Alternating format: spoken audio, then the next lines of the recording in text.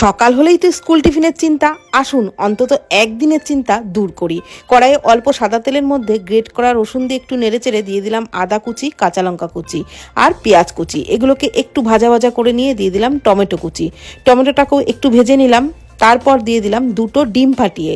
ডিমের মধ্যে সামান্য একটু লবণ আর অল্প হলুদ গুঁড়ো দিয়ে নাড়াচাড়া করে ডিমের ভুর্জিটাকে সমস্ত সবজির সাথে ভালোভাবে ভেজে নিলাম। দিয়ে দিলাম একটা চিজ গ্রেট করে, বাচ্চারা তো চিজ দারুণ পছন্দ করে। নাড়াচাড়া করে ডিমের পুরটাকে নামিয়ে নিলাম।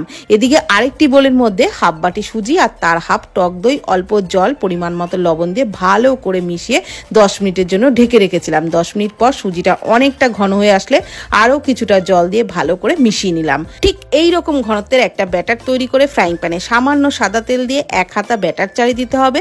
লো ফ্লেমেই কিন্তু ভেজে নিতে হবে আর সাইডগুলো একটু চেপে চেপে গোল করে দিতে হবে। ওপর থেকে ডিমের পুরটা বেশ খানিকটা পরিমাণে দিয়ে তার উপরে সুজির ব্যাটারটা আরও কিছুটা দিয়ে পুরো কভার করে দিয়ে উল্টে পাল্টে বেশ লালচে করে ভেজে নিতে হবে। তবেই কিন্তু উপরটা দারুণ মুচমুচে হবে, খেতেও দারুণ লাগবে।